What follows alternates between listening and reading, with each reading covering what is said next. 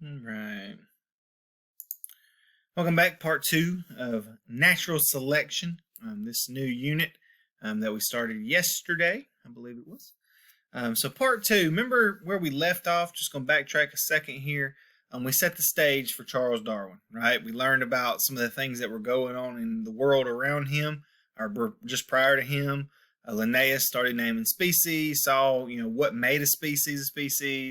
We started the scientists of the time started changing some of their ideas, that things had always been fixed. In other words, no new species had ever come about. They'd always been that way. Fossils helped contribute to this because it showed that some organisms had been in the past that were no longer around because they had gone extinct. So Darwin knew all this, okay? You read a little bit, you should have last week on a website about Charles Darwin. Just to tell you a brief overview on this guy, he lived and did all his research kind of in the 1800s. I believe we'll be looking at like 1835 is one big year today that we'll be looking at. Darwin was from a wealthy family, okay? He was very educated. I believe he was studied actually to be a doctor in the beginning, but he had such a love for wildlife, a love for nature, that it drew his attention more. So what a luxury it would be to give up being a doctor. Okay, so that just kind of shows you how wealthy his family was. Another thing that he was able to do was there was a boat that was traveling around the world, the HMS Beagle, Her Majesty's ship, Beagle. And this crew was going to do observations on these different lands that most people had never been to.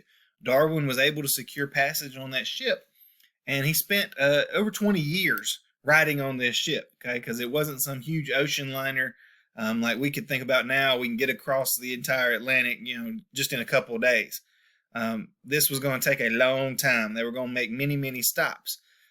Darwin, this was right in his wheelhouse. He was excited about it.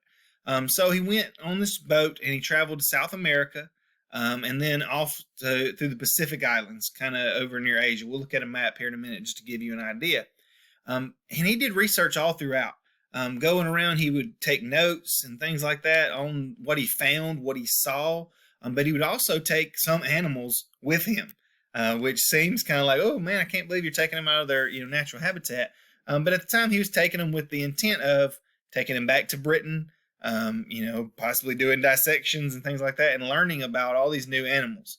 As you could probably read on that website, and you can look up online, some of them didn't make it back.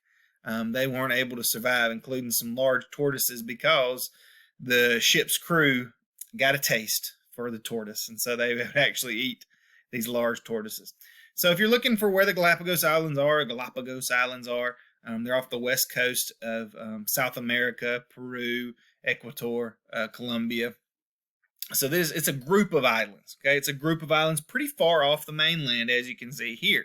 Some of them are a little larger than the others. This is a route map showing. He started in the British Isles. Remember, this took about 20 years or so.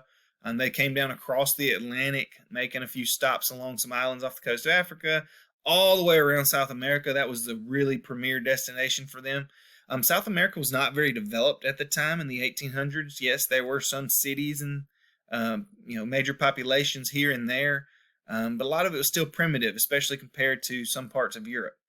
So they went all around the coast. They went around the Cape Horn at the very base.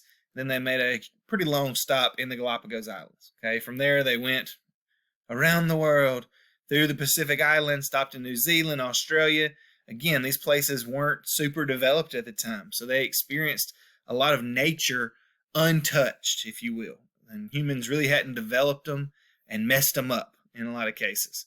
Through the Indian Ocean, around the Cape of Good Hope in Africa. They made another stop over here in South America. I guess they saw something they really needed to see again, and then back to Britain.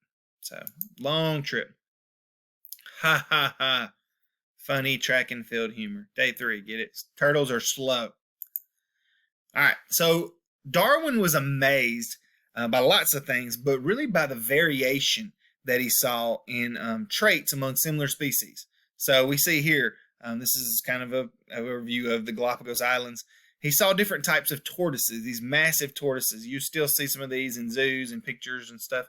But he saw that they were very, very similar, but then they had different variation in some traits. Some of them had long necks, some of them had short necks, some of them had feet that were better for digging, some of them had feet that were more equipped for, say, like swimming. Their shells took on different shapes, but they looked so similar. They acted so similar. He thought they've got to be the same species, but what causes this variation? What is variation? That's a good question. Variation is differences in the physical traits among individuals in a group of organisms. If we were in class right now, I would say, look around, look at all the variation that we have among traits of individuals. We have different color hair, we have different color height, we have different color facial structures, we have different color skin, we have different, the name goes on, list goes on and on. Some of us have harder fingernails than others, some of us have dimples. Okay, there's great variation, and variation is actually a really good thing. As we're going to see in the coming days about natural selection, is variation equips species to survive much longer than they normally would. So one type of variation, and one that he's very, very famous for, Darwin, are these birds called finches. Finches are songbirds. They're very small. Excuse me.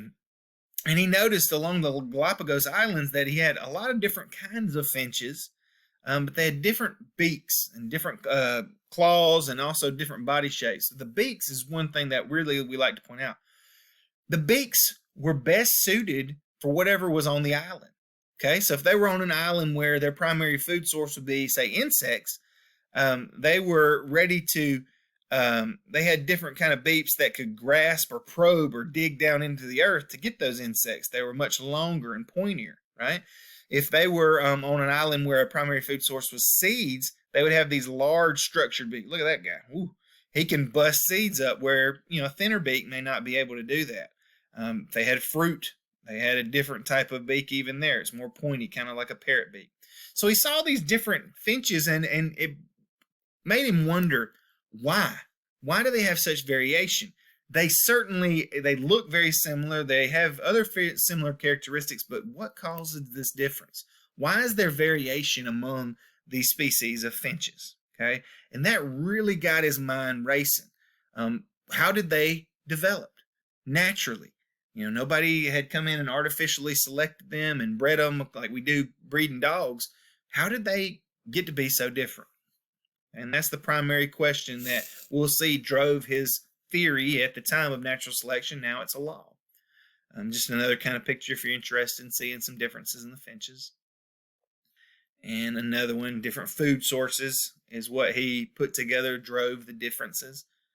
Also the habitats you can see in the middle here. Kind of looking around if you like charts like this, I do.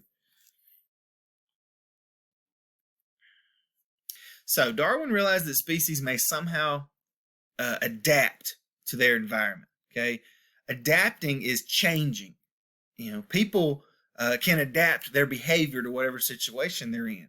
When we look at adaptation in nature, however, it's whatever feature that you have, whether it's beak size or height or body shape or claws, that allows an organism to best survive in its environment, right? So if we put this bird here on an island where a primary food source is insects, it may not be able to dig into the ground because of this wide bill. It can't get in small crevices like this bird may be able to.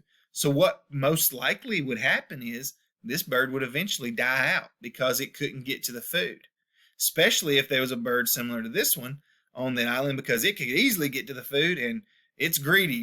Birds aren't like humans. We don't try to take care of the ones who maybe can't take care of themselves. That bird is going to try to eat all the insects that it can. Forget this guy. So an adaptation is a feature that allows something to survive and thrive in an environment compared to other features. During his travels, Darwin also laid eyes on some fossils, and these fossils look very similar to other living species, but nobody in these places had seen what he described or had drawings of. So he theorized at the time that the living species had somehow adapted while the fossilized species had not. Okay, these dead things that were no longer around, these extinct organisms, they had similarities, but they weren't around. Why not? Why weren't they there? Because they hadn't adapted. Because their certain features was not as beneficial as the ones who were alive. Okay? This sets up what is natural selection. All right, from here, we'll talk about in our next video how Darwin, him and another guy, put together these ideas that led to natural selection and what we understand about it today. The biggest key concepts that I want you to remember today: variation is good. Variation in traits enable organisms to more likely survive. If they were all exactly the same, if that was not a certain good trait that they had, they would die out, right? But with variation, some of them may not be suited to survive, but some of them will be best suited for survival. And we call that feature that allows them to survive an adaptation. Okay, an adaptation. They have adapted to their environment. They are best adapted to their environment.